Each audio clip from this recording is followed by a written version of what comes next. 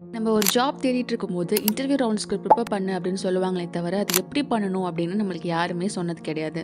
Because இன்டர்வியூங்கிறது ஒரு round மட்டும் attend பண்ணிட்டு அதுலேருந்து ஜாப் கிடைச்சி போகிறது கிடையாது.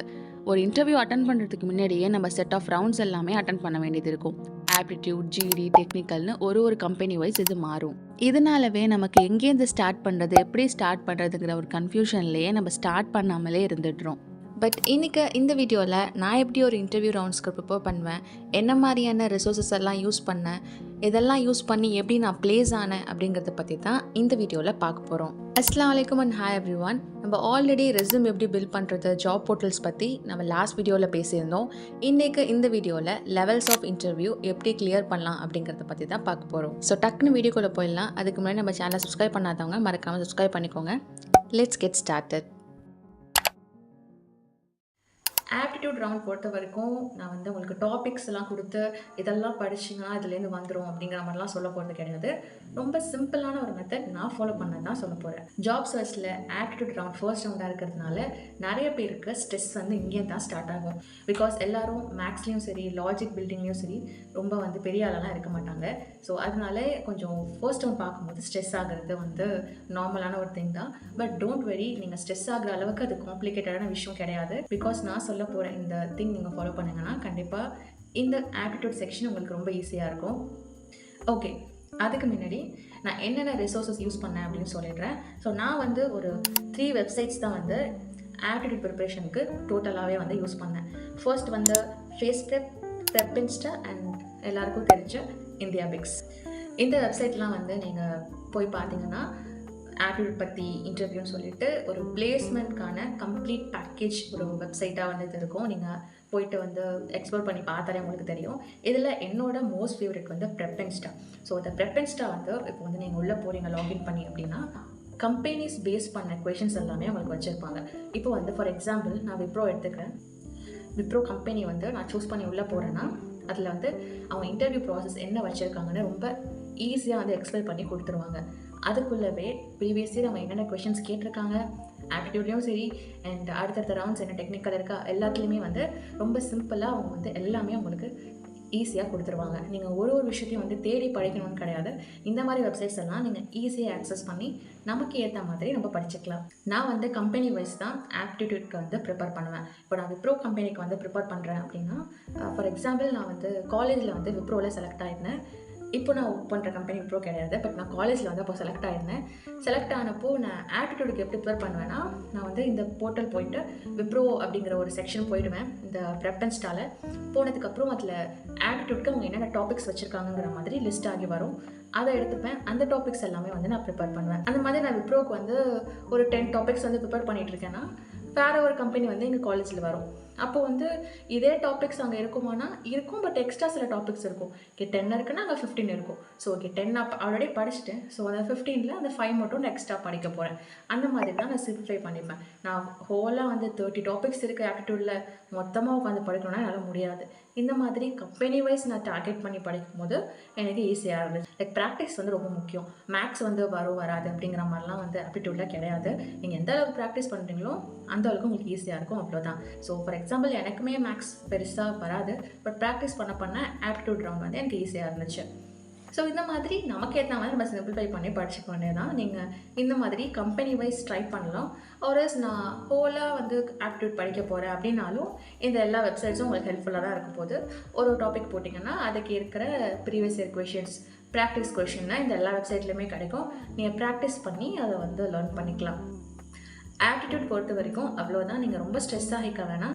கம்பெனி வைஸ் டார்கெட் பண்ணிங்கன்னா உங்களுக்கு ஆப்டிடியூட் ரவுண்ட் கிளியர் பண்ணுறது ஈஸியாக இருக்கும்.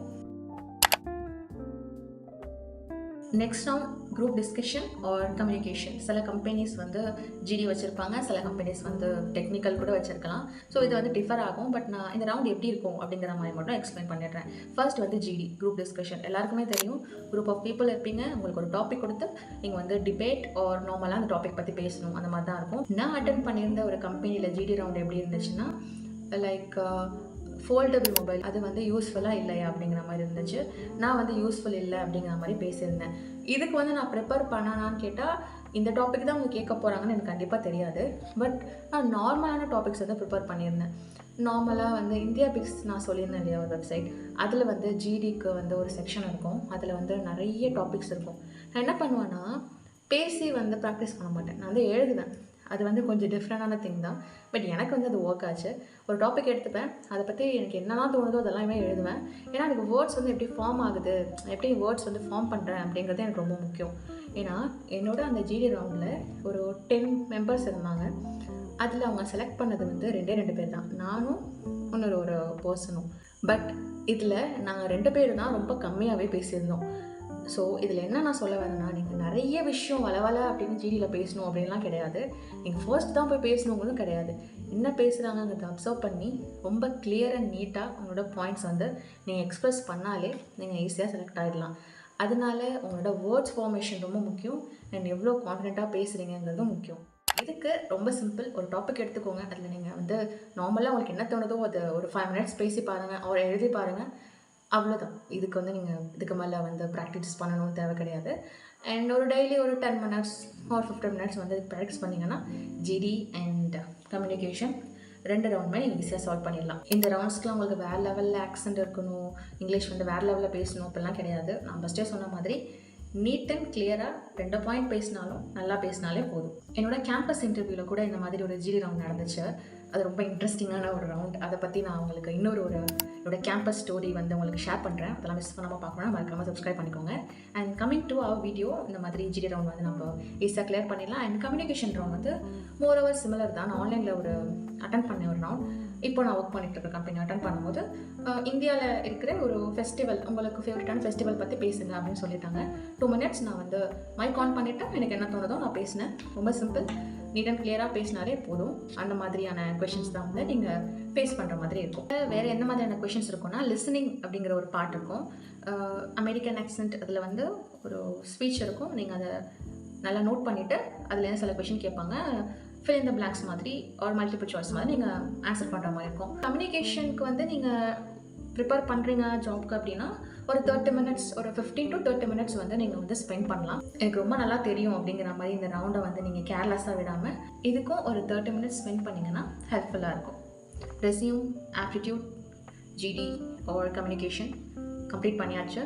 நெக்ஸ்ட் வந்து coding round, technical interview or interview, இந்த மாதிரி ரவுண்ட்ஸ் எல்லாம் இருக்கும். ஸோ இங்கே தான் வந்து என்னோடய ரோல் வந்து நான் மென்ஷன் பண்ண வேண்டிய ஒரு திங். லைக் நிறைய பேர் கேட்டிருந்தீங்க, நீங்கள் வந்து டெவலப்பராக ஒர்க் பண்ணுறீங்களா, என்ன ரோலில் ஒர்க் பண்ணுறீங்க, ஜாப் ரோல் என்னென்னு. ஆக்சுவலி நான் வந்து டெவலப்பர் கிடையாது, நான் வந்து அசோசியேட்டாக வந்து ஒர்க் பண்ணிகிட்ருக்கேன். ஸோ அசோசியேட்னா உங்களுக்கு தெரியும், இதில் வந்து கோடிங் வந்து வராது.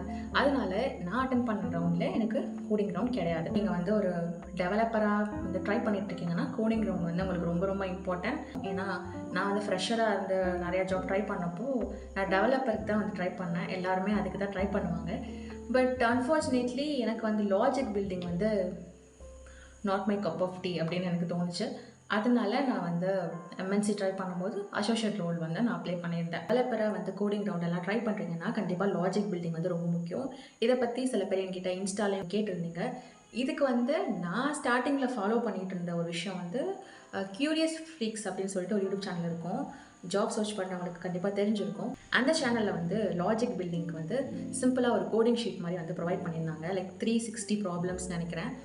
அது வந்து நீங்கள் கிராக் பண்ணால் போதும், லாஜிக் பில்டிங் வந்து ஈஸியாக இருக்குங்கிற மாதிரி. நான் வந்து டெவலப்பர் ரோலுக்கு ட்ரை பண்ணும்போது அந்த கோடிங் ஷீட் வந்து ஃபாலோ பண்ணேன். நீங்கள் வந்து உங்களுக்கு ஐடியா இல்லை லாஜிக் பில்டிங் வந்து ட்ரை பண்ணிட்டு இருக்கீங்கன்னா நீங்கள் அதை ட்ரை பண்ணி பார்க்கலாம். அந்த வீடியோட லிங்க் ஆர் அந்த ஷீட்டோட லிங்க் வந்து நான் உங்களுக்கு டிஸ்கிரிப்ஷனில் கொடுக்குறேன். கண்டிப்பாக செக் பண்ணி பாருங்கள். டெவலப்பர் ரோலுக்கு ட்ரை பண்ணுறவங்களுக்கு கண்டிப்பாக இது ஹெல்ப்ஃபுல்லாக இருக்கும். ஓகே, என்னோட ரோல் வந்து அசோசியேட். எனக்கு வந்து கோடிங் ரவுண்ட் எடுக்க போகிறது கிடையாது. பட் கண்டிப்பாக வந்து இது டெக்னிக்கல் சைட் தான். ஆனால் வந்து கோடிங் வந்து பெருசாக இருக்காது, அந்த ஒரு விஷயம் தான். ஸோ அந்த மாதிரி நான் அடுத்த ரவுண்ட் ஃபேஸ் பண்ணது வந்து என்னோடய இன்டர்வியூ. கம்யூனிகேஷன் முடிச்சேன். நெக்ஸ்ட் வந்து எனக்கு டேரக்ட் இன்டர்வியூ தான். ஸோ இன்டர்வியூ பற்றி இன்ஷால்லா வந்து நான் நெக்ஸ்ட் வீடியோவில் வந்து கண்டிப்பாக ஷேர் பண்ணுறேன். என்னோட இன்டர்வியூ எக்ஸ்பீரியன்ஸ் எப்படி இருந்துச்சு எல்லாமே நம்ம நெக்ஸ்ட் வீடியோவில் பார்க்கலாம். பிகாஸ் இந்த வீடியோவில் நான் வந்து ஆல்ரெடி நிறைய இன்ஃபர்மேஷன் ஷேர் பண்ணிட்டேன்னு நினைக்கிறேன். ரொம்ப லென்த்தாக வந்திருக்கும்னு நினைக்கிறேன். எனக்கு தெரியல எவ்வளோ நேரம் நான் பேசியிருக்கேன்னு. அண்ட் கண்டிப்பாக இந்த வீடியோ உங்களுக்கு ஹெல்ப்ஃபுல்லாக இருந்திருக்கும்னு நான் நம்புகிறேன். அண்ட் இதுக்கு மேலே உங்களுக்கு டவுட்ஸ் இருந்துச்சுன்னா வந்து கமெண்ட்ஸில் வந்து லீவ் பண்ணுங்கள். அண்ட் நான் சொன்ன ரிசோர்ஸஸோட வெப்சைட்ஸ் எல்லாமே வந்து நான் உங்களுக்கு டிஸ்கிரிப்ஷனில் வந்து லிங்க் பண்ணியிருக்கேன். கண்டிப்பாக செக் பண்ணி பாருங்கள். அண்ட் ஜாப் சர்ச் பண்ணிட்டு இருக்கீங்கன்னா நான் எப்போதும் சொல்கிற மாதிரி ஆல் தி பெஸ்ட். கண்டிப்பாக கிடைக்கும். ட்ரை பண்ணிகிட்டே இருங்க. Don't give up. நாங்கள் எல்லாரையும் இன்னொரு இன்ட்ரெஸ்டிங் வீடியோவில் மீட் பண்ணுறேன்.